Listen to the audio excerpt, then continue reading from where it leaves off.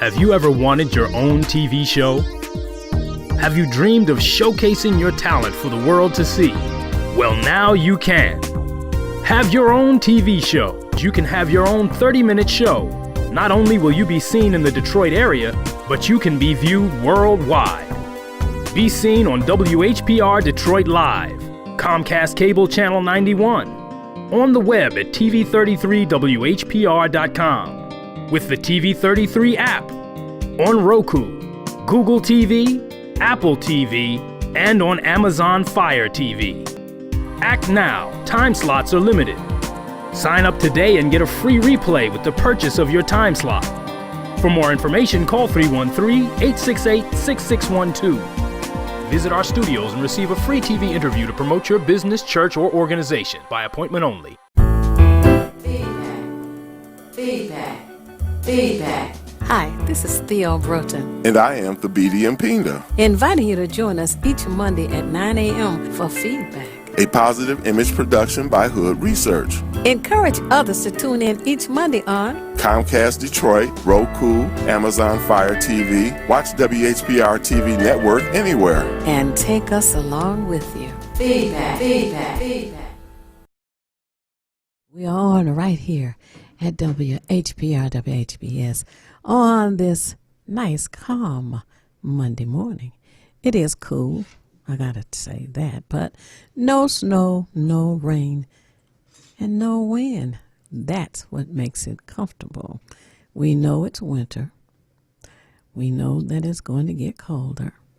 But for every day that you could say it's comfortable, enjoy it. Enjoy it. You're tuned into Feedback, a positive image production by Hood Research. And we thank you so much for joining us this morning. And I want to say a shout out to some people, but first, my co-host is with me this morning, who is? Well, happy Monday to you, Miss Theo Broughton.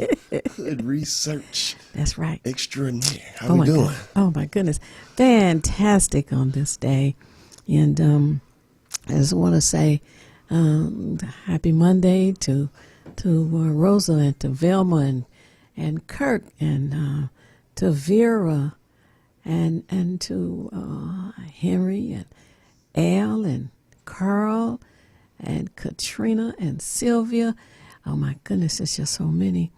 And as we have our Saturday afternoons with Hood Research, we have more and more joining us, and we talk about what's going on around the world. And I'm understanding that at I guess farther than internationally, this afternoon after 5:20, you're going to be able to see two planets so close together, at least they appear so close together from here, that it's going to look like one giant star in the east.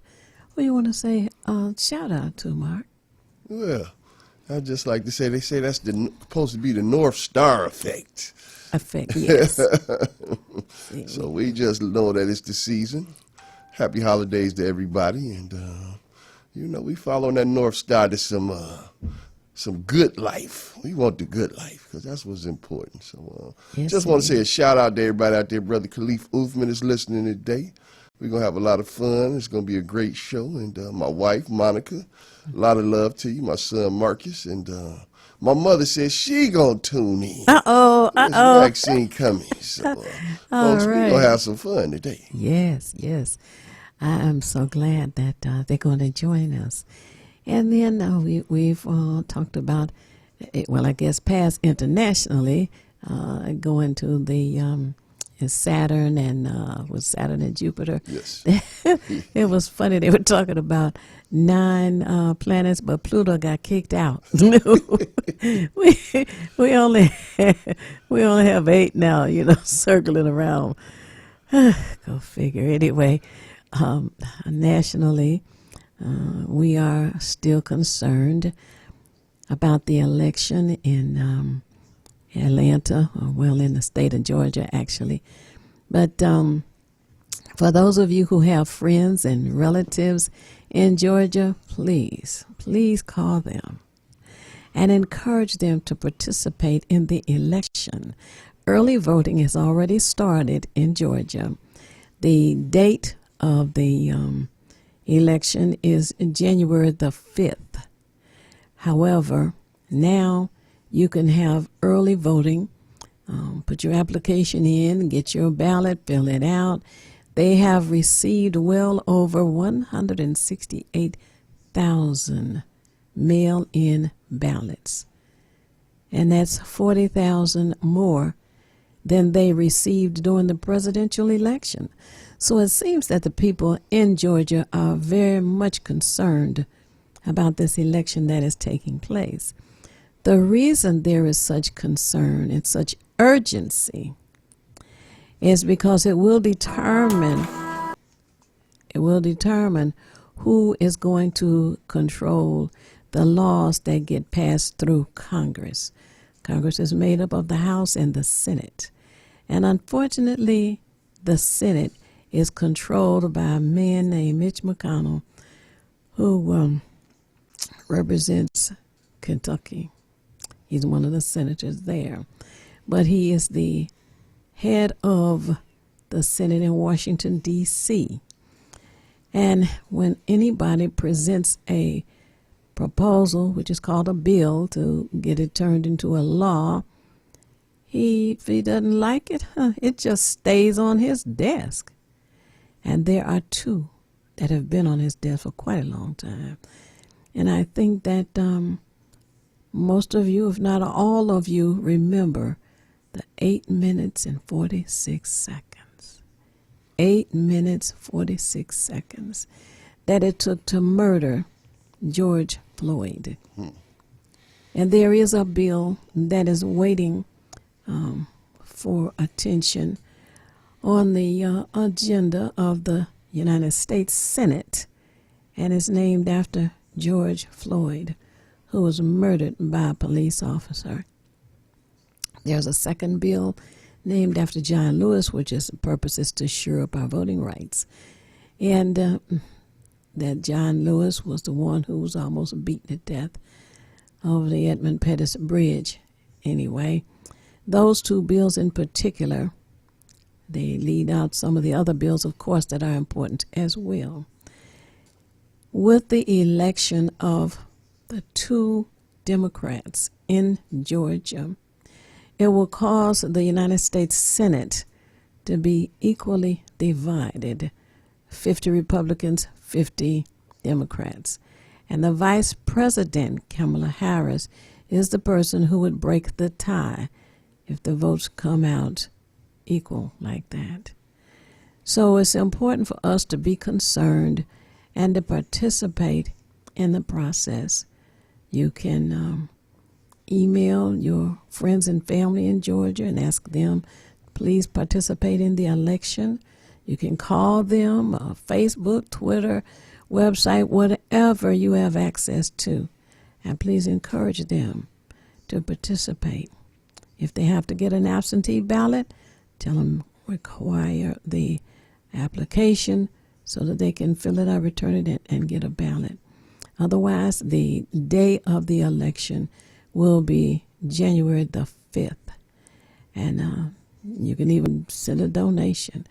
But this is what I want to share on a national level. You got any national? Well, you know, I just want to take this time, since we're talking about politics, Ms. Theo Broughton, to send the condolences out. We've lost some heavy hitters in the past couple of weeks. Sister Jewel Ware, Wayne County Commissioner. And, of course, we all know Benny Napoleon, Wayne County Sheriff, passed just a few days ago. And, Right.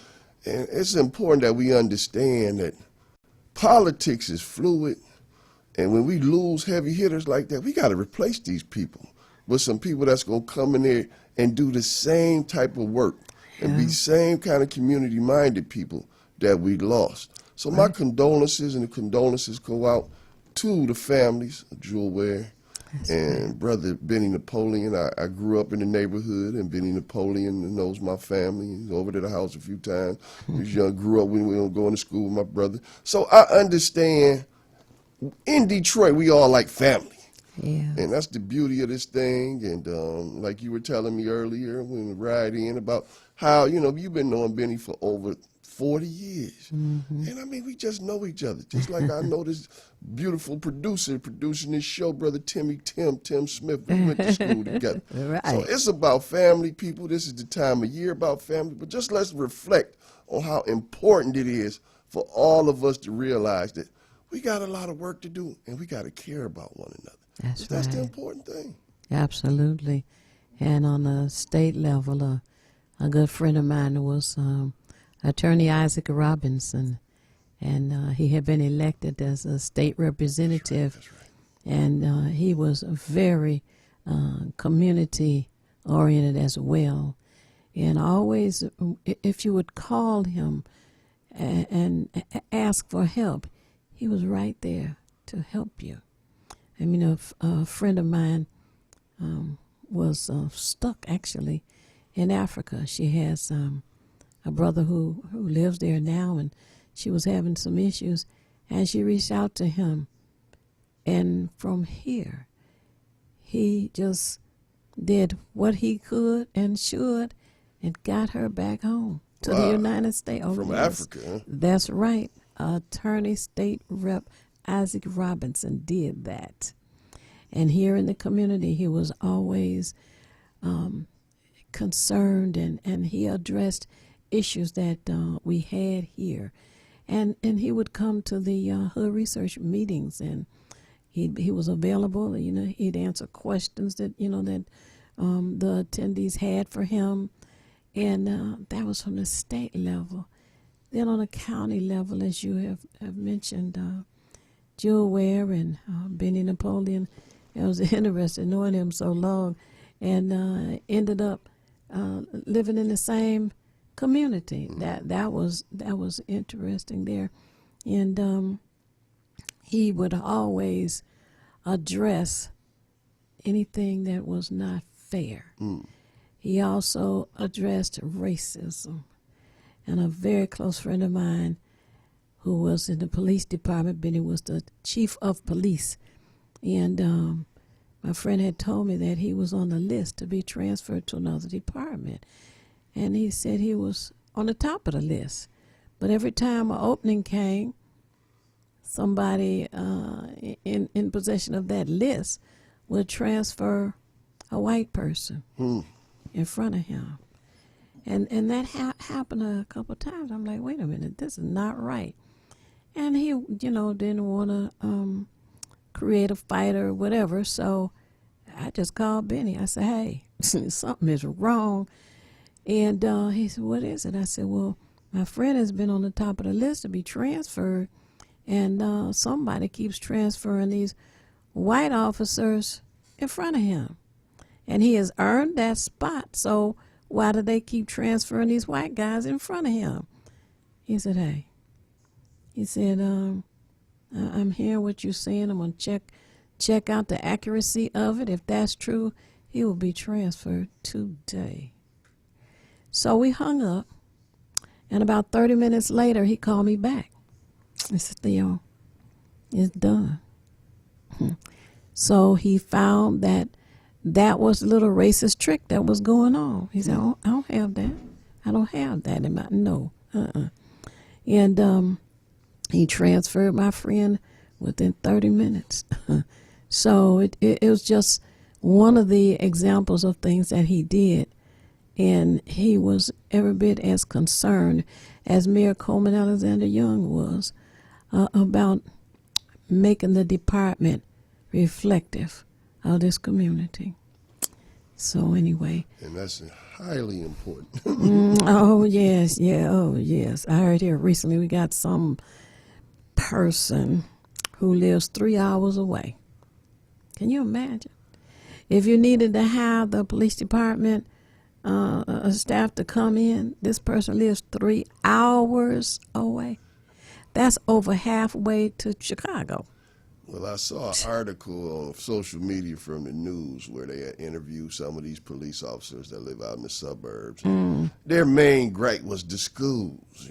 I don't want my children be exposed to these Detroit public schools, and they're not up to par. And I'm telling you, any excuse not to go back to home rule and get the tax money back that we have been losing now for over 20 years. Oh yes, I think since residency has come to be the rule of the day, the city of Detroit, I think, has lost over $1 billion. That's with a B, over $1 billion.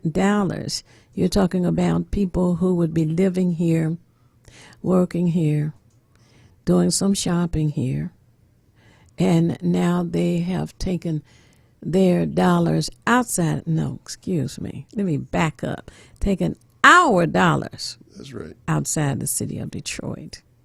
Our dollars. Our tax dollars pay their salaries. Our tax dollars. And they work for us.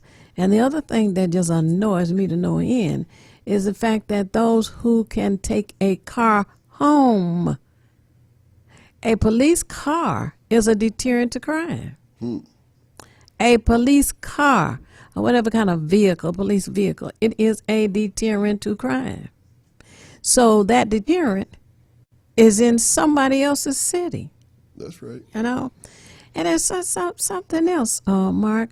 I was listening to it. It was a reminder, actually, that within the prisons and detention centers and whatever else they call them, wherever they are located, the inmates are included in the total number of population. Right, on the census, exactly. That's right, that's right. So whatever money goes to those suburban cities is not only based on the residents who go in and out of their homes and up and down the streets and all that, but it includes the inmates. So they receive more money there as well. Oh, yeah. Oh, yeah. You know? It's definitely seems like a Ponzi scheme to suck the finances out of Detroit and mostly black communities. It's like that all over the country, St. Louis, Chicago, you name it. They send the people to these smaller towns and give all the work to the citizens in these smaller towns, and that becomes the economy of these smaller towns. Right, right, right. And it is important that we share this kind of information with those who are tuned in here, with those who are not quite sure of what goes on, those who may not be quite sure about the tax dollars, how they're divided, how they're used, not just for us, but oftentimes against us. If the taxes are going to cities where residents from Detroit are now inmates outside of Detroit. That's right. That's right. You know? I'm telling you, folks, it's going to be a hot show today. It's a hot discussion. We're going to have Malik Yakini coming on, Detroit Food Co-op, later on in the show. So let me get this number out here, because I know they want to call in and speak with you, Miss Theo Broughton. We in a different setting today, and the studio is warm and we hot in the booth, folks. Yes. So today, write this number down. You want to call in on feedback, speak with Miss Theo Broughton, let her know how you're thinking And about Mark it. Cummings. And the holiday show. 313-365-7327. Once again, that's 313-365-7327. Or also 313-365-7379. So call on in today. If you got something to say, you want to wish somebody happy holidays, Merry Christmas, or just want to miss this Theo Broughton, Unhood Research. Oh, a lot of love. And you can also talk to Mark Cummings, my first co-host, right? Yes, indeed. In 1997. Yes, indeed. 1990, that's We a go long back. time ago. Oh, you old. I'm not Card admitting popped up already. I'm not admitting to any of that. Hello? All right, all Hello? right. Timmy Tim doing his thing. We're going to get Oh, the call okay. in. But Okay. as you were saying about... Oh, yes. Well, we want to share the information about how city government works, county government, state government, and federal government. And every once in a while, we might touch on international government. But this morning, we just wanted to talk about the North Star. The two planets at about 5:20 this afternoon. Yes, As long as the indeed. skies are clear, you're going to be able to see that. We got a caller on, And Timmy how Tim. bright it is. Oh, okay. Happy Monday. Who is that? Can you hear us? Yeah, but can you hear me? Yes, we can hear you. Oh, coolio. Happy Monday to you and your guest, Mr. Mark. So my co-host, Cummings, Mark, right. Mark Cummings, How yes. you doing? Happy Yeah. holidays. Happy holidays. I just tuned in, so I heard a few conversations, and I just want Hood Research. Please educate us on what the branches of governments are supposed to do, because I know a lot of people are disappointed when they got through talking about how they're going to shovel out some crumbs to the people who have been waiting for relief. Oh, yes. Relief in the stimulus, and if they're going to get extended unemployment, and the list goes on. Now, we have read and watched how they have given up billions and trillions of dollars to their cronies who supported Trump. Right. So these institutions and big businesses or whatever that supported him, they got millions of dollars, enough money to buy jets and whatever else they felt like, yachts and jets and all that good stuff, you know. But then when they finally decide to act like they had a piece of a heart, A piece of heart. they want to take the crumbs that they were going to give us and turn them into some even less crumbs. Yes. So I want to know, and I want you to educate us on these branches of governments, because it seems like you better be happy with what you get. It's not going to get any better, because the real criminals behind the scenes are making the deals to what you will and will not get, if you can and cannot eat, if you live or if you die. So please explain to us who's really in charge. Who's really in charge? Well, in the United States of America, they tell us that the people are in charge. Okay. The people are in charge of their votes. Yes. And their votes should be used to elect those who have some understanding, who have some compassion, who have some concern for how we live and survive. And Yes. there is a second vote that's going to take place today, supposedly at 1 p.m. You were saying, Mark? Yes, I was just listening to what the sister was saying, and I just want to chime in on the deficit piece, because that's the big thing the Republicans making a big deal about. They don't want to spend too much money. They don't want to balloon a deficit. Well, here's the situation with the deficit a lot of people don't understand. When we were at $6 trillion deficit under Bill Clinton, they were paying down the deficit. They had made a big deal about that. What people don't understand, the deficit is financed by the rest of the countries in the world. What they do is they buy our debt through securities. So when you see those things on those stock shows says 10-year and 30-year treasuries, those are what countries buy. So they say, I'm going to purchase your debt and get interest off your debt. Now, America pays the debt back in interest. We know America ain't never going to catch up on a $22 trillion debt. Let's just be honest about this. Right. But what they are going to do is let these other countries, they're going to protect them, which is why the Republicans make a big deal about having armed forces over in these other countries. Because what they really are investing in is protection.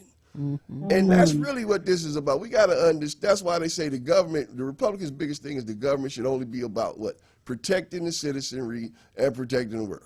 That's their big thing. They always talk about. That's why they put so much money into what? The Military. defense budget. The largest part of the budget Yeah. is military. So once we understand, we ain't never gonna pay this money back.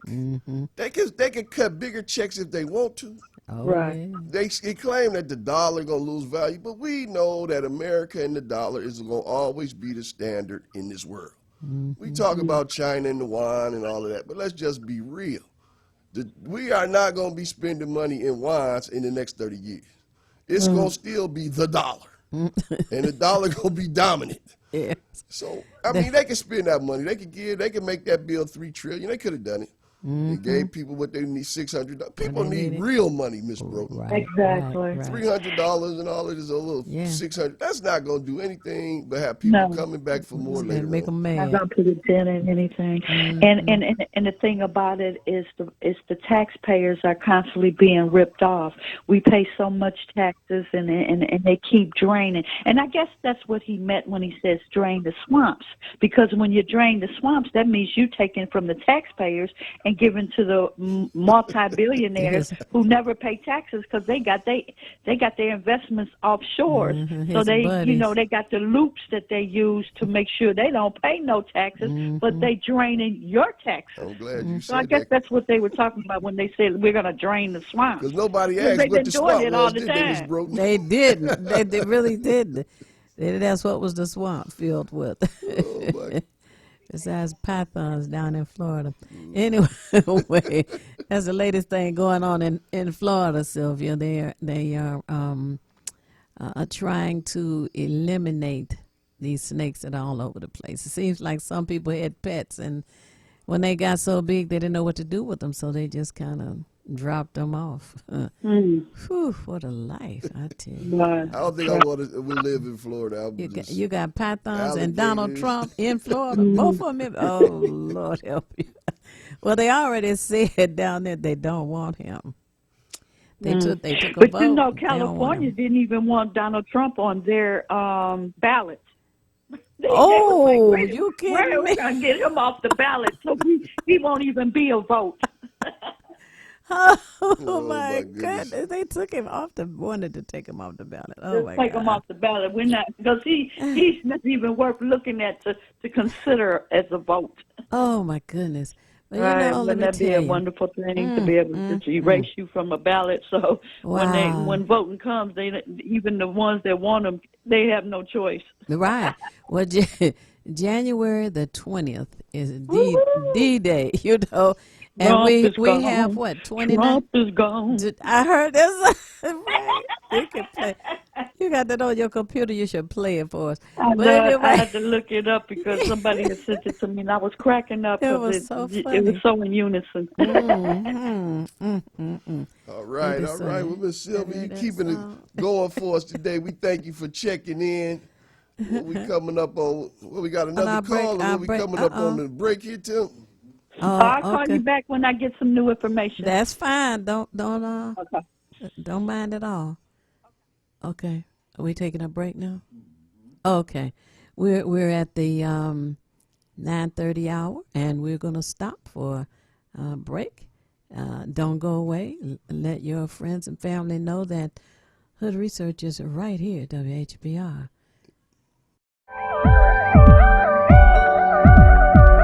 You're watching Detroit's own WHPR TV. Detroit Live. This is Theo Broden from Feedback. You can watch me 24 hours a day, 7 days a week at WHPR TV Now app. Download our free app at WHPR TV Now. Monday at 9 a.m. Eastern. This is Bruce Simpson, your City of Detroit Ombudsman. I am here to address all of your complaints and concerns. If you need assistance regarding city services, please contact my office at 313-224-6000 or contact us via email at ombudsman@detroitmi.gov. This is Bruce Simpson, your City of Detroit Ombudsman. How you see the world is everything. Oh my God, girl, you take all day. The people you trust, Stay safe. your community, You rolling with the pain today. I'm gonna show you how it's done, Payne. in the best and the worst times. Ma'am, stop! Hola, ¿cómo estás? Muy bien. I see myself Gracias. in the people I serve. Hi. Officer Luna, Officer Luna. Sweet. Girl, you know you can do my job, right?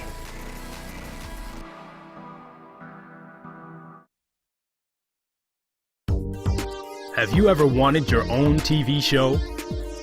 Have you dreamed of showcasing your talent for the world to see? Well, now you can.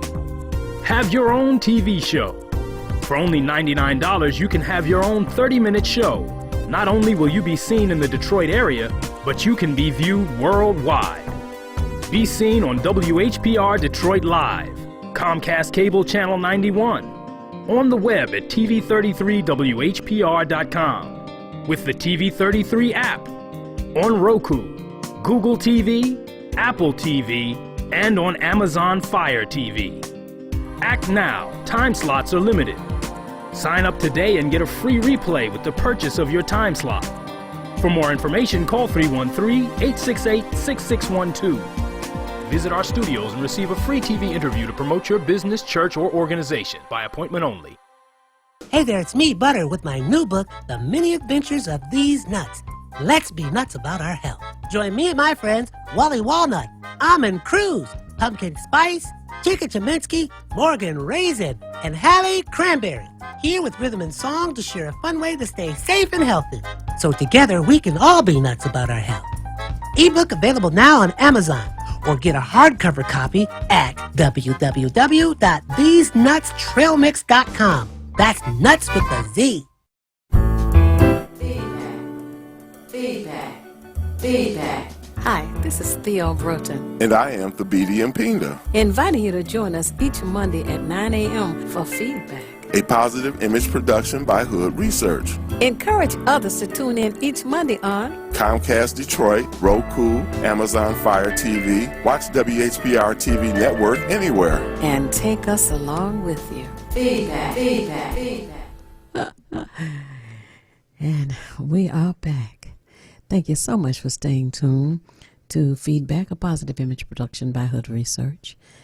We now have had a guest to join us, Malika Keeney. I'm sure that some of you know him and the work that he has done over, 15 years or so, right? Something like I that. know it's been quite a long time. And he's one person who understands health and the need for us to do everything that we can to make sure that our immune system is strengthened through what I would call holistic means.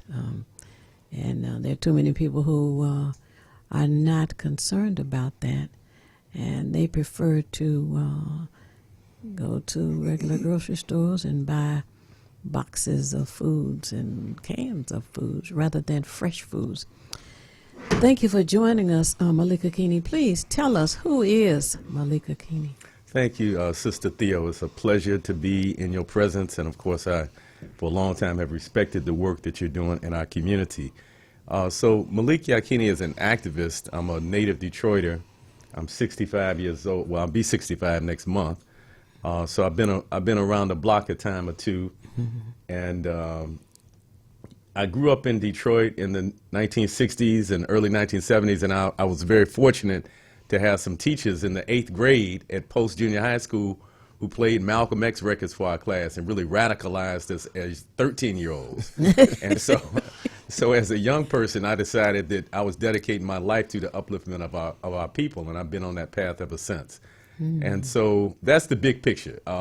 In recent years, I've been directing an organization called the Detroit Black Community Food Security Network, and we're concerned, as you said, about the health in our community. We're concerned about the impact that eating highly processed foods that are high in sugars, foods that are high in oils, foods that are full of preservatives and artificial colors. We're concerned about the impact that has on our lives. But we're also concerned about the economics of food. We're concerned about the fact that the black community has become a wealth extraction station for other ethnic groups. In Detroit, it happens to be Chaldeans. If you go to some cities, it's Yemenis. If you go to some cities, it's Indians. But wherever we are in this country in black communities, some other ethnic group comes in and controls the retail economy and just sucks the dollars out of our community, which are the very dollars that we need to be able to build the institutions that we control in order to have strong, powerful, and vibrant communities. So that's what I do. I'm a musician. I lead a band in Detroit called Molly Wop, and we play funky rock, reggae, conscious music to because Oh, we think wow. that the Cultural Revolution is an important part of the overall movement. You know, Oh, yeah. music and poetry and things like that help to inspire people and help people to stay involved for the long term. Wow. That's right. That's Well, right. that's some news. What instrument do you play? I play guitar. Oh. And, you know, interestingly, so the same teacher, and I want to call his name, there were two teachers, Ronald McCombs and Melvin Peters. Some people may know Melvin Peters because he's done many things at the African American Museum. Ronald McCombs passed, but they were two friends from West Virginia who came to Detroit in the late 1960s, and both were teaching at Post Junior High School where I went to school. Oh, wow. So they used to combine their classes together, and not only did they play Malcolm X records, but they also played Jimi Hendrix records for us, which is what started me playing guitar. So in many ways, my life trajectory can be traced back to Post Junior High School in the 8th grade. Oh, wow. Yes, indeed. Well, you know, I don't generally interject this, but I sing. I want you to consider the song "Guess Who I Saw Today" by Nancy Wilson. Oh yeah, my mother used to play that all the time when I was growing up. Well, you should that was know. her favorite singer. Well, you should know all the guitar lines from that. I haven't listened to it in 40 years. Oh my God! Come on now. Well, you're going to have some time to practice because the governor has shut down everything around here. Yeah. So by the time she lifts the this demand that she has, then we can go back to Burt's. They have jazz on Thursday. How about that? But anyway, I'm glad that you are here with us today because Mark wanted to talk about it. Yes, He was indeed. telling me about it's co-op, is it what you call it, right? Yeah, the Co-op- Detroit co-op. People's Food Co-op. We want to know all about that. Okay, great. So in Detroit, which is a city of maybe 675,000 people right now, I don't know right now, but you know, it's down from the 2010 census, definitely. I don't think we got the results from the 2020 census. Not yet. But, you know, it's probably around 700,000, maybe a little bit short of that, 80% of whom are black people, at least 80%. But we don't own one freaking grocery store. I mean, Anymore. anymore. That's right. As my friend Joanne Watson said, this is a shame before God, you know, that we have this many black folks and other people are just extracting this money from us. And so we're creating a grocery store. You know, it's one thing to complain about it and identify the problem, but it's another thing to put a solution in place. And so we think grocery stores are important, but even more important, we think cooperatively owned businesses are important in our community. You know, black business is important in general, but cooperatively owned business, we think, takes it to another level because it provides the opportunity for broad ownership in our community and for collective profiting, collective advancement, as opposed to just individually owned businesses where that business owner might do real well, but that doesn't necessarily translate into the community doing better.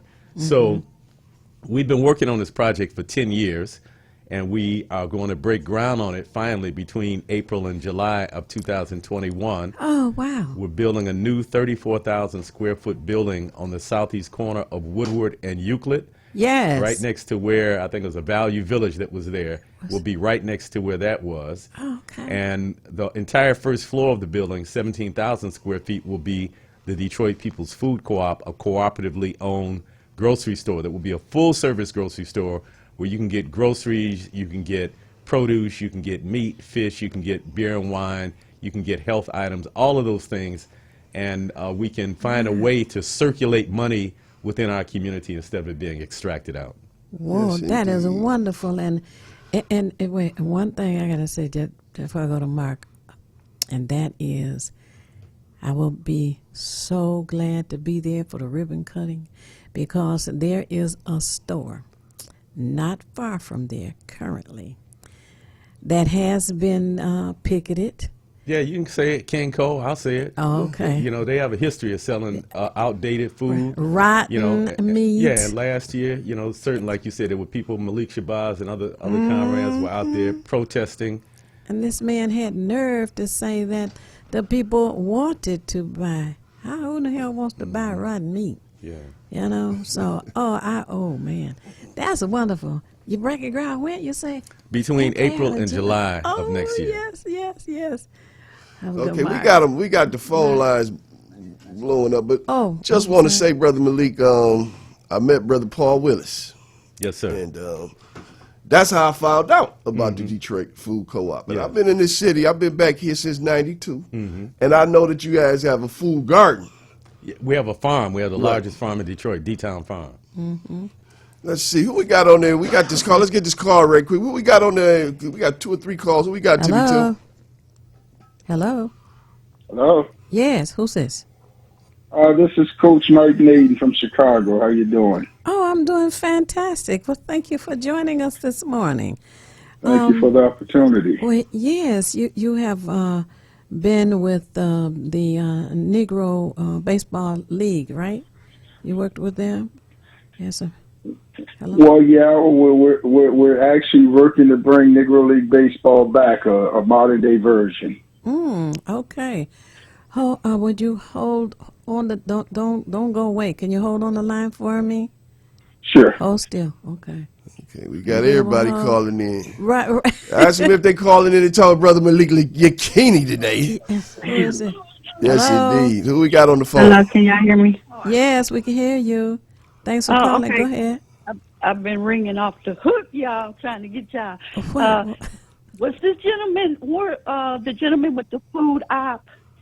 Malika, Were you at the Kwanzaa? Yes, ma'am. Oh, okay. Yay! I can't wait to get your information so that I can support, because I'm definitely into the holistic menus,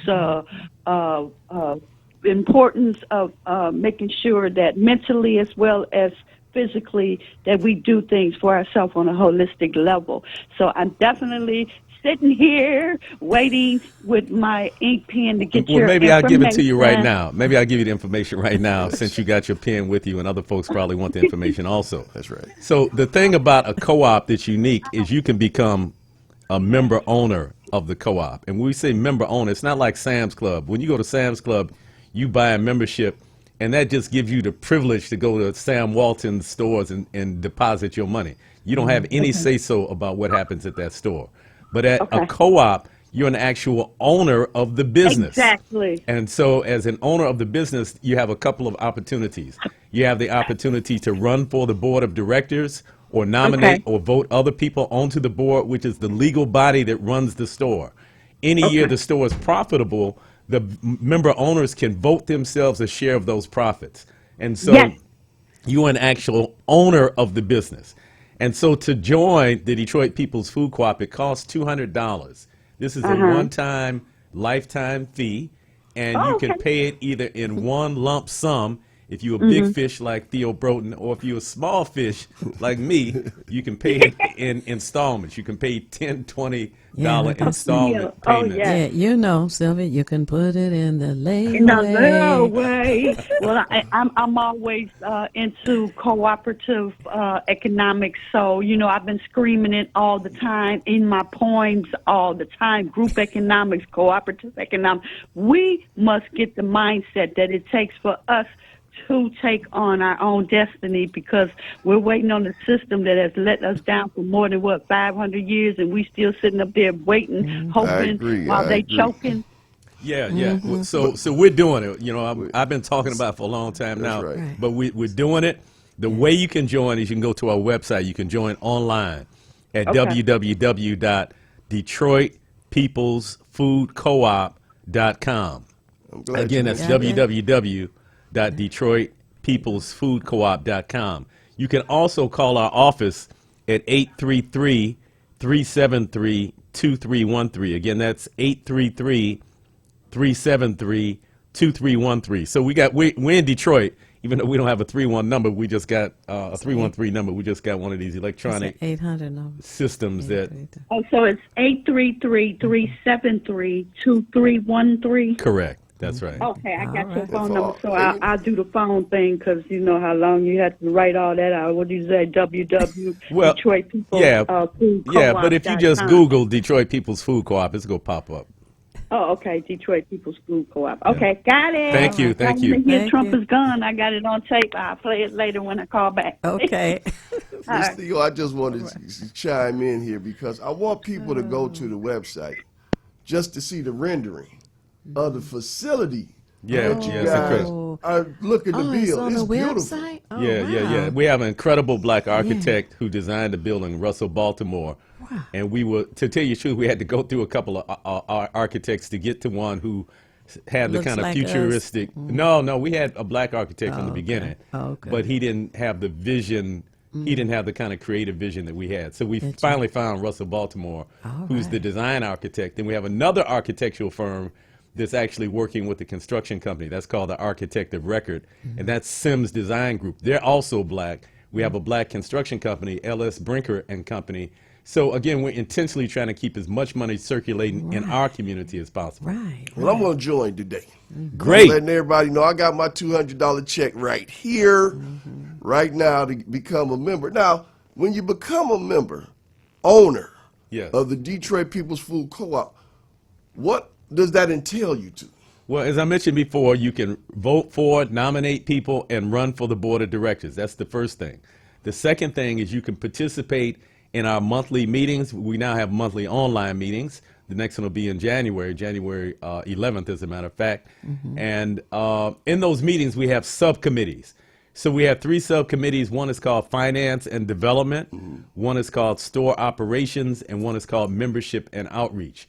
The Store Operations Committee has a lot of work in front of it because it's planning all the details out about the internal operations of the store. Okay. So it's one thing to design the physical store, but you got to have all the, how many employees do you need in the produce department? What are their hours? What are the policies on what days you take produce, and what are the safety requirements for people who are? We got to work all those details out. So that happens in the operations committee. Okay. And the Membership and Outreach Committee, as the name implies, is responsible for going out and doing what Malcolm X used to call fishing, what they call in the Nation of Islam fishing. Then we go out and we get our people and we bring them on board and get them signed up for this. Okay. And then the Finance Committee, we have right now 1,100 some members, and they're all paying money. We have to be stewards of that money and make sure that we're accounting for it properly, that we're transparent. And then as we're moving into opening the store, it's very important that we have sound business practices and policies in place. So member owners can participate in all those things. It's not like a cake that's already baked. You coming in and you're helping us bake this cake. In fact, one of my teachers told me, you can't give people a co-op. We have to want this. Same with liberation. Right. Nobody can come in and give us freedom. We have to want it and make it ourselves. And so that's what we're doing with this co-op. Become a pollinator. That's what you say. That's right. That's right. Well, now, listen, this Saturday, you're invited to an afternoon with Hood Research, and that's between the hours of 2 p.m. and 6 p.m., at which point I'm going to join the food co-op. All right. And that is number, Sylvia, while you're writing down numbers, is 1-978-990-5000. That's 1-978-990-5000. And the access code is 338-729. You press the pound key and you hear the conversation, which we want you to join. Again, the access code is 338-729. You press the pound key. Some people call it a tic-tac-toe sign. Some people call it hashtag, whatever. Press that and join the conversation. And that's at 2 p.m. You're available at 2 p.m. this Saturday? I got to look at my calendar. I got so many things going on. Well, I we're try not- on from 2 until 6 p.m. Oh, well, I'm definitely free sometime during And the period. you can find some time in between there. That's All right. right. Sounds Right. good. Because you want this member here. Yes, indeed. And I just want to say this is a huge undertaking. It is. I saw the cost, and people, when you got to get the prospectus because they give you all the information. Now, how many members do we need to get to this funding measure? We're actually in fairly good shape, and I don't want to say this to discourage people, but we actually had a goal of having 1,000 members before we opened, and we've surpassed that. Okay. So now we set a new goal of 2,000, but the 2,000 just makes the store more vibrant. Okay. So we're going to open whether we have the 2,000 or not. So we just saw a tremendous surge this year because of COVID and people seeing the fragility of the food system. Early on in the pandemic in March, people were seeing on the news empty supermarket shelves, and people were experiencing that. Yes. And I think that shocked a lot of people into wanting to look at the food system differently. But then also the protests in the wake of the police murder of George Floyd also kind of invigorated people. And so we saw a surge in membership because of that as well. That's great. That's great. Now, will a lot of this food be coming from? Well, as much as we can, we're going to get from local growers. So our organization runs D-Town Farm, which is the largest farm in Detroit. We'll be supplying lots of food to the co-op, but also we're going to buy from other local growers. And so part of what we're doing is serving as a catalyst for the local food economy. Now, where's D-Town Farm located? D-Town Farm is at 14027 West Outer Drive.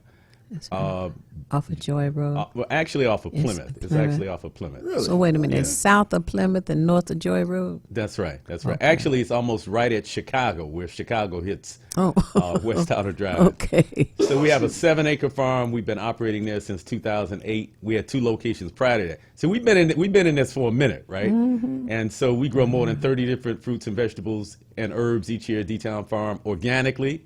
We train people how to grow organically. This year, because of COVID, because people couldn't come out to the farm and volunteer like they could in the past, we kind of decentralized our operation, and we gave away, along with the Kibalan Village, 100 raised beds to community residents, gave away topsoil, compost, seeds, and we made 9 tutorial videos on beginning gardening. So that if people aren't able to come to our farm, they can still learn how to do this either in their backyard, in their front yard, in a container on the porch, on the balcony, wherever you are, you can grow something. But it's incredibly important if we want to be self-reliant and self-respected as a people, that we learn how to feed ourselves. There's nothing more basic than that. You know, we have a lot of ideologies in our community. We end up arguing with each other. One brother or sister might be a Moor, one brother might be, or sister might be in the Nation of Islam, one is in the Shrine of the Black Madonna, somebody else a Rasta, somebody else a 5%er. And we argue about our philosophies, but at the end of the day, we all end up going to white people and Arabs to buy our food. And so the bottom line, whatever you say you believe in is one thing, but to actually work together to meet our needs collectively in a concrete way is something altogether different. All right, okay. Now, that's a great thing. It sure is. I know one thing. I'm looking for the King, whatever it is, being out of business. King Cole, we can say it. We can say the name. God, that is just Call so him out. horrible. Yes. And do you anticipate being able to have a delivery service for those people who live around that area who may not be able to get out? Yes, we're working on that right now. That's part of what the operations committee is exploring, because, and we were exploring that even prior to COVID, but in the COVID environment in particular, really in retail in general, much of it's going to online and delivery. Unfortunately, that is the trend of the future. You know, we can't think about retail in the way that we used to, because a lot of it is going to be online going forward. And so we're looking at that, both how do we create online ordering systems, but then also how do we create delivery services. Right. Well, you know, one thing I want to interject right here. Decades and decades and decades ago, there was something in what they call the cowboy towns as a general store. And let's say a tailor would go to the general store and they had a big book. They'd open the pages of the book. I want to buy a bolt of that material there. And the clerk in the general store, okay, take the order, take the payment, close the book. The tailor would go home and wait, because that was the catalog system at that time. And they had to wait on a stagecoach to bring the bolt of material back to little cowboy town, and he'd come back and pick it up. Well, now, 2020, we still have a catalog system. It's just on the internet. Don't have to leave your home, your easy chair, order what you want or need, and it's delivered right to your doorstep. Just have looked out for the porch crooks, you know. But anyway, I think that this is such a fantastic opportunity for the members of our community to work on a project such as this, which is for the benefit of our health, the benefit of our strength, the benefit of our immune system. Tim said we got a call coming in. Yes. They want to talk to Malik Yakini. Okay. Oh, that's the call waiting? Okay. Yes, Let him yes, know we we're going have- to get to him right after the 10 o'clock hour. Yeah, so we'll be okay with that. Right. We're going to get to him. But I just want to say here that, folks, you're going to get this here. And you're going to get a lot of information. It says here that once the co-op is up and running, you're looking at, we're going to be creating jobs. That's Yeah. what this is about. We're expecting to create 47 new jobs. Okay? So, I mean, look, people, invest in your city. And everybody out here that's in the system that knows community, does community, they all know Malik Yakini. This ain't nothing new. This brother been doing this for decades now. And I remember I interviewed the sister over the Cash Co-op when I was back in the 90s when I was on the radio. So getting fresh food is important. Yes. Growing it is important because those are black people's roots, agriculture. Yeah. Now, this piece you were saying, is this on a DVD, How to Start Your Own Garden? It's on YouTube. It's on the YouTube. Yeah, okay. if people Google our organization, DBCFSN, Yes. gardening tutorials, they'll pop up. So we got Good. 9 that we produce, and those were produced by a local producer, Piper Carter, Okay. who many people know. She's an activist also. Yes. So again, we're circulating this money in the community while we're doing. It's important that we are conscious of how we do what we do, not just the end result. Oh, my goodness. Yes. Yes, Right. indeed. So the process has to be consistent with our values also. Right. Get That on is this wonderful. bandwagon. Become a member owner. That's why I'm getting on. You're going to become an owner for $200. You in. This is beyond the rhetoric. And like I said, folks, go to that website, DetroitPeoplesFoodCoop.com, and just see what's going on. Learn about what they're doing. This is a city thing. And I'm telling you that just the property alone, that building is magnificent. And I just want to be a part of this. Right on. And I am going to be a part of it as well. Now, Beautiful. how about that? We'll be right up against it right there, Tim. Okay, Yes, people. Miss Brown, we up against it 10 o'clock. Okay. Malik, I want to thank you so much for joining us this morning. Just one last thing. Give the phone number out. So the phone number for Detroit People's Food Co-op is 833-373-2313. Again, that's 833-373-2313. The easiest way, though, is look us up on the internet, www.detroitpeoplesfoodcoop.com. Oh, thank you. I had to have you give the phone number because, unfortunately, around here, there are some people who have a gift from their children and loved ones, etc., and it's a computer in Yeah. a box in the corner in the dark. They have not yet learned how to use it. Sure. But I do want to tell everyone that Wayne County Community College has free classes for anyone who is 60 years of age or older. Free classes if you are 60 years of age or older. And they have introduction to computers. They have navigating the internet. And they have a third class as well about coding, etc. But that way, you'll not only be able to see the rendering, which is a drawing of the beautiful grocery store that we're looking forward to, but you can also share it with your friends, family, etc. Thank you once again for being with us, and I'm expecting you to be with me Saturday. Thank you so much. It's a pleasure, and thank you for all of the work that you've been doing historically in our community, Sister Theo. All right. And you are now a member of Hood Research, brother. All right. And we will be back momentarily. Stay tuned for our next guest. You're watching Detroit's own WHPR TV. Detroit Live. Hi, this is Thabiti Mpinda from the Feedback Program. You can watch me 24 hours a day, 7 days a week on WHPR TV Now app. Download our free app at WHPR TV Now. Monday at 9 a.m. Eastern. This is Bruce Simpson, your City of Detroit Ombudsman. I am here to address all of your complaints and concerns. If you need assistance regarding city services, please contact my office at 313-224-6000 or contact us via email at ombudsman@detroitmi.gov. This is Bruce Simpson, your City of Detroit Ombudsman. Hey there, it's me, Butter, with my new book, The Many Adventures of These Nuts. Let's be nuts about our health. Join me and my friends, Wally Walnut, Almond Cruz, Pumpkin Spice, Chica Cheminsky, Morgan Raisin, and Hallie Cranberry, here with rhythm and song to share a fun way to stay safe and healthy. So together we can all be nuts about our health. Ebook available now on Amazon, or get a hardcover copy at www.thesenutstrailmix.com. That's nuts with a Z. WGPR Detroit HD2. You're watching WHPS, Highland Park, Detroit.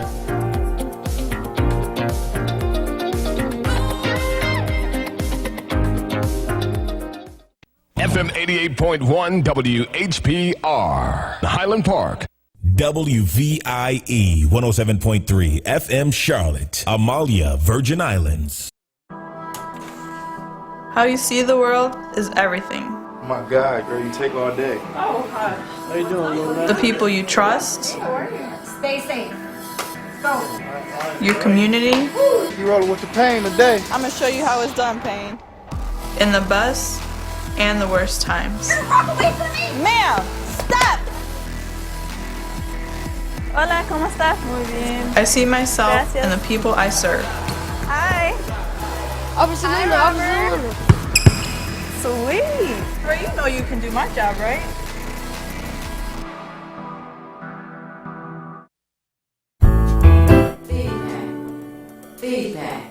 Feedback. Hi, this is Theo Broughton, And I am the BD Impinda, inviting you to join us each Monday at 9 a.m. for feedback. a positive image production by Hood Research. Encourage others to tune in each Monday on Comcast Detroit, Roku, Amazon Fire TV, watch WHPR TV Network anywhere. and take us along with you. Feedback. And we are back.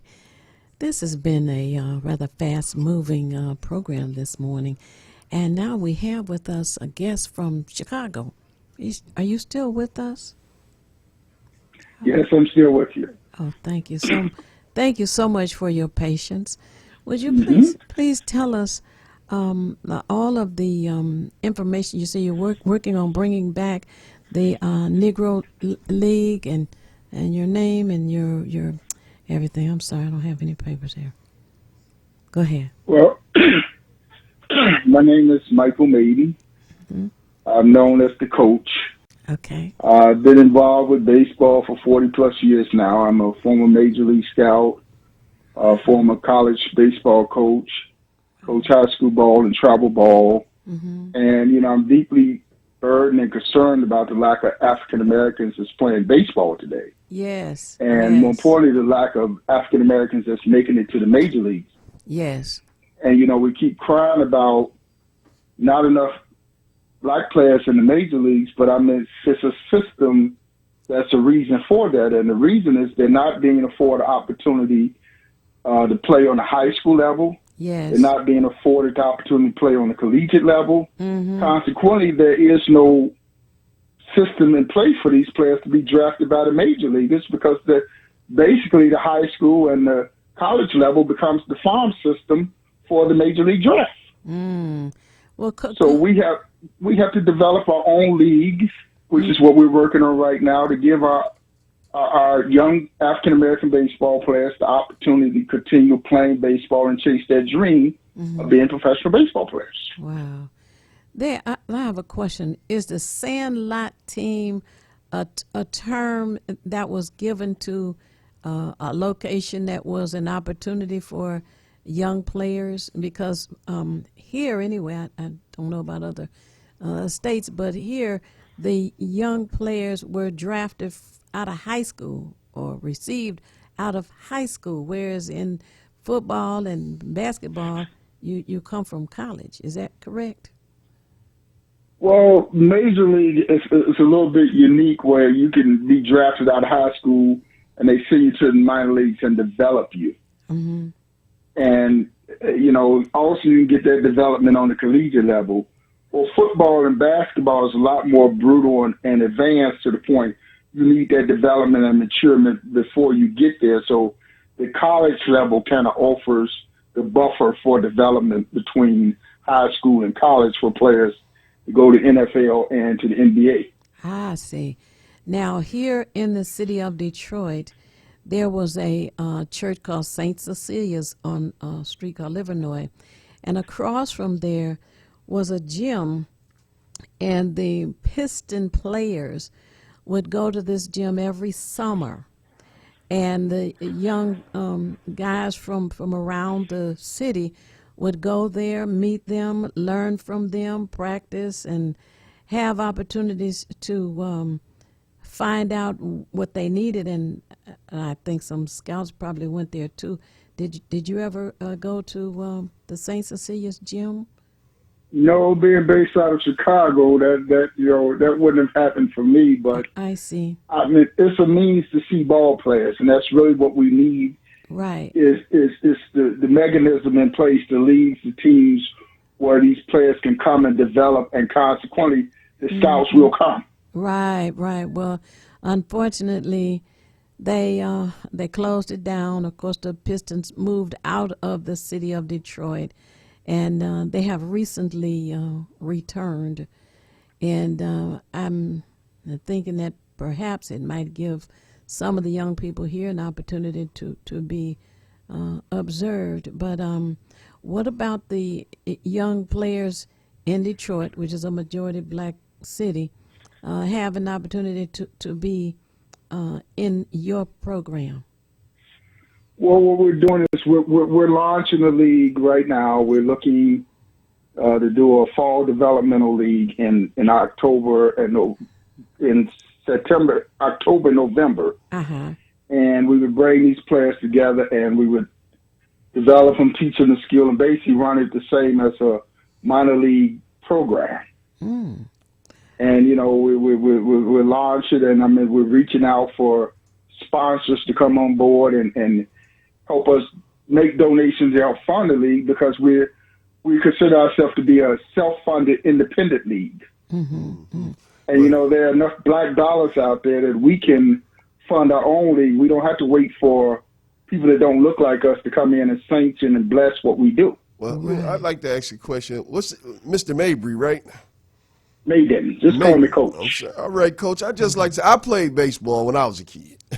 Okay. And it was through the PAL Athletic League, and that was the police league here in Detroit. And I think the biggest thing about baseball is you got to have 9 people.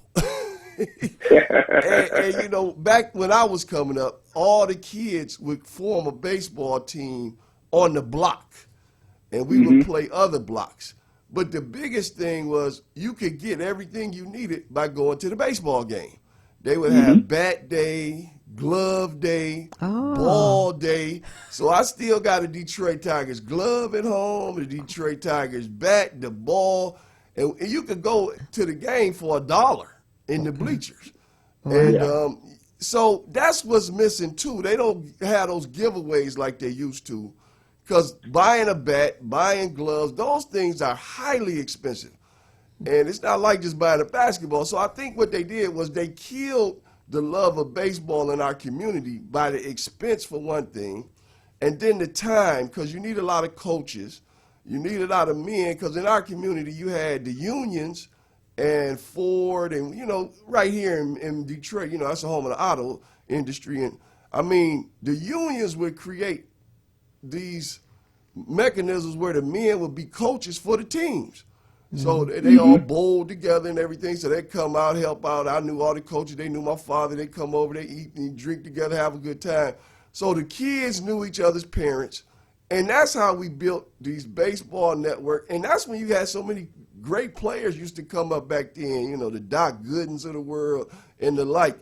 And, I mean, of course, you out of Chicago, you know, and Buck O'Neil with the Cubs, and started the Negro League Museum down in Kansas City. So we know it's going to be quite a task. So, I mean, how are you going to do this? You starting with like 1 team or 2 teams? How are we doing this?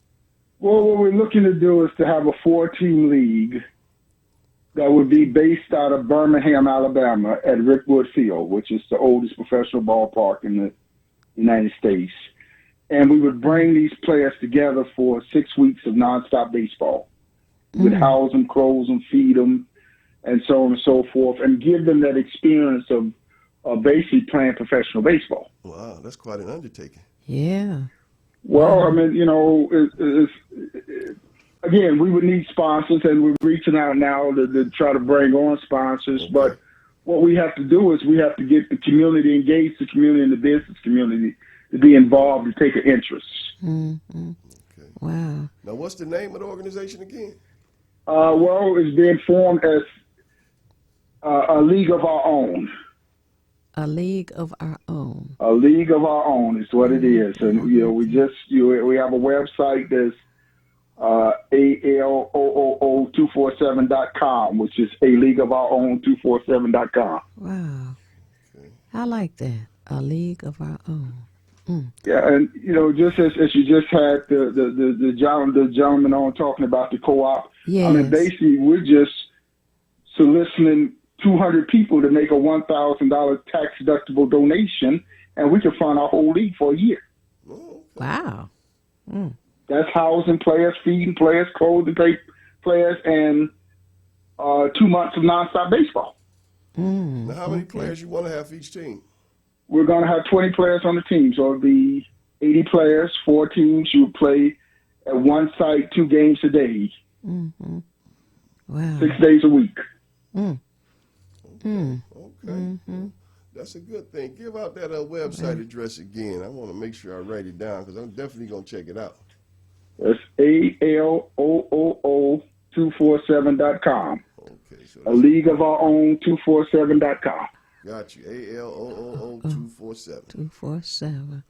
Wow. And, you know, when we talk about funding and the lack of African Americans, we even reached out to Major League Baseball to help fund this program since they're talking about urban initiatives and getting more blacks involved and doing more in the black community. And actually, we're waiting, hopefully, by the end of this month for response from Major League Baseball if they will provide funding for this program. Okay. They should. Yeah. Now, do you have any information on the statistics from the Negro League that are being added to, I guess, the regular American League? There was something about that. To Major League Baseball, the Negro League stats being added. Right. We haven't started to do the research because, of course, that was just announced less than a week ago. So we started to put the numbers together. But quite a few of the Negro League players would now take on numbers to outdo a lot of the quote-unquote Major League players that's in the Hall of Fame right now. I think I seen something that said that if you take in Hank Aaron home runs number when he was in the Negro League, that will put him back as the leading home run hitter in all of Major League Baseball, overtaking Barry Bonds. Mm-hmm. Mm-hmm. Do you think there'll be some pushback on that, or what? Will it be accepted? Or? I think. Well, I'm sure Major League Baseball did their research. They wouldn't have put the statement out if they didn't feel that it was something that they would be comfortable with. And I'm sure, there's some that don't look like us that won't be happy with the fact that Major League Baseball will acknowledge and honor the true legacy of people like a Josh Gibson, he brought to the game that never got notoriety. Satchel Paige, well known in the black community, but never got that opportunity to establish himself as a top tier Major League player. So now all of a sudden these players become in the spotlight, and their history that's been diminished all of a sudden comes to the forefront. There's somebody, Turkey Stearns. Yeah, Turkey I met him. Stearns. He's from here. Right. I've got a lot of signed autographed pictures from Kansas City Monarchs. They used to have something at the museum every year where they would honor the Negro Leagues. Oh. That's when I met Turkey Stern. That was about 20 years ago. I don't know if they still do that. Wow. But, yeah, it's important that we keep that legacy going and understand. Because baseball, I mean, let's just be honest, that's the sport that pays. Talk about these basketball players. It's safer, too, isn't it? But heck, I mean, these guys getting $400 million contracts over in baseball, ain't nobody complaining. So, yeah, but see, we got a lot of young generations that up and coming generations that don't know nothing about the Negro League history, right? The legacy that these players have left, and the doors that have been opened for them as a result of the Negro League players. There's a baseball field here in Hamtramck, which is part of Detroit, actually, and it's being refurbished, and it's going to have a marker, and they're expecting to have it refurbished enough so it can be used once again. But that's where the Negro League players would come when they were here in Detroit. Now, do you remember these two players, Bobby Veal and also Alex Johnson? Did those two people ring a bell? No, those two don't ring a bell with me, but I will say this about that league, that historic league down in Detroit. As we expand this league that we're doing, that would be a great opportunity to bring this vision to Detroit. Oh, it would, yes, and to that field as well. That's exactly. Make that our home field and make that legacy come alive in Detroit. I mean, after all, Detroit is known for Motown and its history. That's an excellent point. Well, Alex Johnson won the National League batting championship. And Denny McClain had nothing but glowing remarks to tell about Alex Johnson, even though the whites here in the media didn't like him because he used to give interviews and they would always twist what he said. So he stopped giving interviews. And Bobby Veal had been a National League player with what's it, Chicago? I can't remember now. Chicago. The Cubs or the White Sox? Oh, what? Which is, it had to be one or the other, right? Oh man! But the field that you spoke of, you said Rickerman Field. Rickwood Field. It's the oldest professional ballpark in the United States. The Negro League players played there. Reggie Jackson played there. Babe Ruth played there. Wow. It's historic. Oh, okay. Where is it located now? In Birmingham, Alabama. It's a 10,000-seat stadium. Oh, okay. Oh, wow. Check it out. Yes. Wouldn't it be nice to go in there and fill that stadium up with people coming back to honor the history of the game as we roll it out? Oh, yes.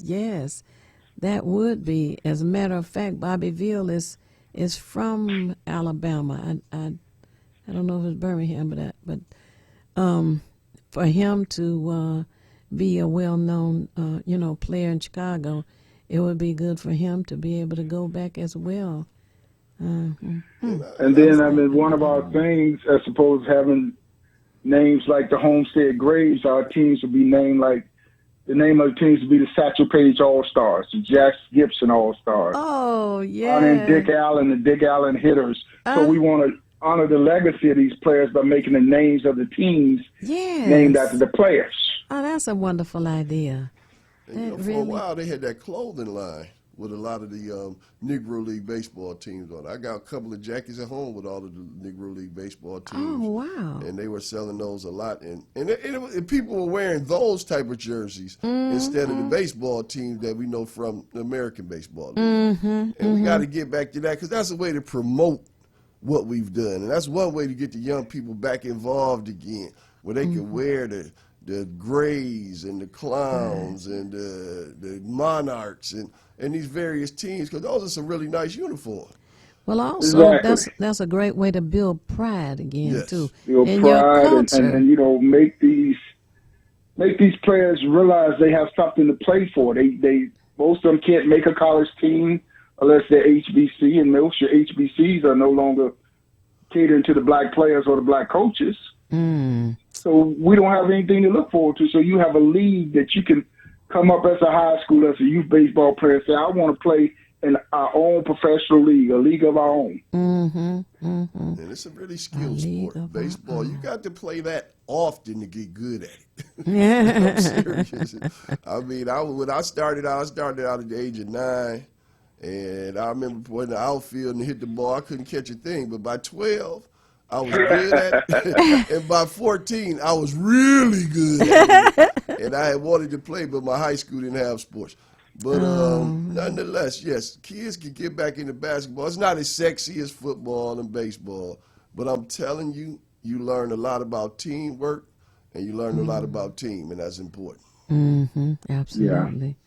Oh, wow. And it's an appetite in the market out there. You got a lot of kids. They say blacks not playing baseball. Well, that's not true. I mean, we're not given the opportunity. And I think, and I always use as an example being from Chicago, when we had the Jackie Robinson West Little League to make it all the way to the Little League World Series and win.